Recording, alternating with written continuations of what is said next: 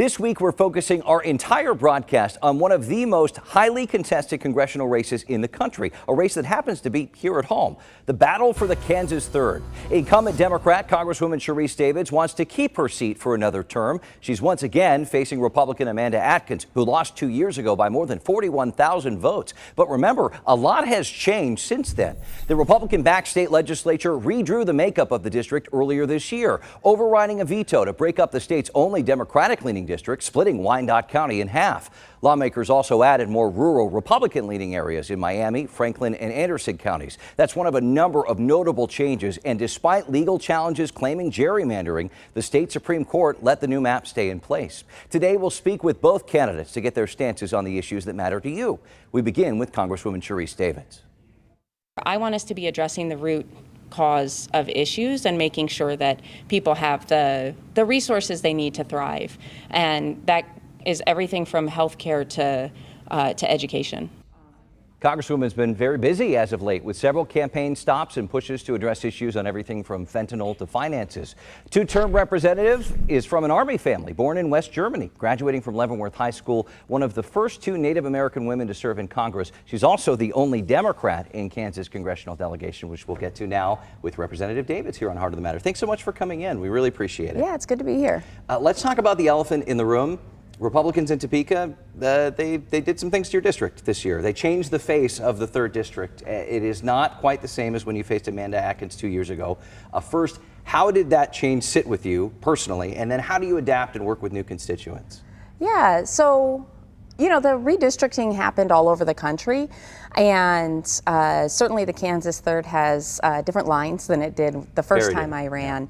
And, you know, for me, it doesn't really change my approach necessarily, but it absolutely has changed probably the priorities, meaning, you know, I just recently got on the agriculture committee because it's more rural now, and there are a lot more folks that I'm meeting with who are farmers or producers who are going to be impacted in a much more direct way by the work that I'm doing now that I'm on the Ag Committee. And you know, the Farm Bill is coming up next year, so I'm trying to learn as much as I possibly can about the issues and concerns and successes that we're seeing in those new parts of the district. We look at this and the new challenges, like you said. I mean, there are 3 new counties in the district, right? What are you hearing from the constituents personally? Obviously, the economy has to factor in, right? Yeah, absolutely. I mean, the thing is, I have learned. I've learned a lot. I feel like the rising cost, people are getting squeezed. Yeah. And that's true of folks who are in all parts of the 3rd district and really the entire state. And so what I'm hearing about are supply chain issues. And, you know, I'm glad that we were able to get the bipartisan infrastructure bill done because, you know, we're coming out of a global health crisis. You know, the pandemic both exposed and exacerbated a number of issues, supply chain being one of them. You know, I was talking to a farmer whose fertilizer is like 3 times more expensive this year than it was last year, and that makes a huge difference. Sure. And so knowing that I can take those kind of concerns and make sure that we're able to address those. And you know, I'm also hearing about the need to be less reliant on foreign oil. Making sure that we are bringing down the costs. I mean, everyday things like prescription medications. You know, folks are paying so much money and making decisions that no one should have to make about whether to get groceries that are getting more expensive because of supply chain issues or their medications. And so, yeah, I'm looking forward to building on the successes that we've seen. I mean, Medicare is now able to negotiate some of those prescription drug costs, and that's going to have a direct impact on people. Your challenger has worked hard, you mentioned the infrastructure bill, to tie you to President Biden as a negative in the campaign. You voted on many times on policies that he supported. I'm curious, where do you and the president disagree? What has he done that hasn't sat well with you? Yeah, and that's a good question. I mean, you know, first of all, the race is about Kansas and not DC. Sure. But I will say that, you know, when we were watching gas prices going up and going up, particularly toward the beginning of this year, I was encouraging, pushing, and really calling on the president to support a federal gas tax holiday, because 18 cents a gallon can make a huge difference when you're having to fill your tank up to get to work or get your kids to school.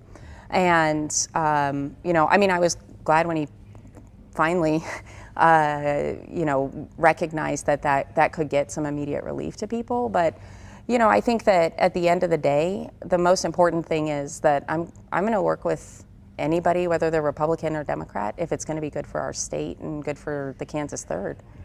Now, the crisis at the southern border has also become a campaign issue, and we can talk about 2 million migrants that the Border Patrol has seen this fiscal year till we're blue in the face.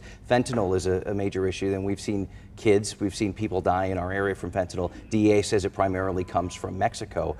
What's being done in Congress, and what would you do in Congress to try and stem that? Yeah, look, the fentanyl crisis is it's heartbreaking. Like you said, we're seeing people die of fentanyl poisonings right here at home, and I've been working on this. I actually held a summit with our local law enforcement.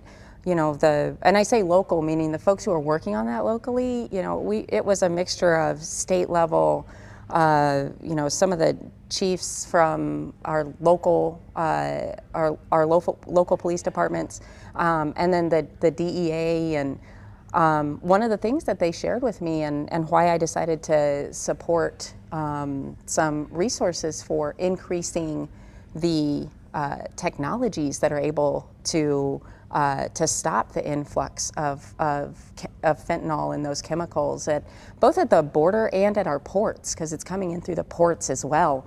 And we know where it's coming from because of the intelligence that they've been able to gather. So trying to make sure that the resources are there for the intelligence gathering, the technology to actually catch the fentanyl as it's coming in, and then also to make sure that they have the resources to protect themselves. So another thing that I've been pushing for is making sure that our local law enforcement and other first responders have the resources to get naloxone or Narcan, which is what a lot of folks are familiar with, to both protect themselves and to save lives when they encounter somebody who is having a fentanyl poisoning incident. To fight it on two fronts. All right. That's right. Congresswoman Sharice Davids, thanks so much for your time today. Yeah, thank you.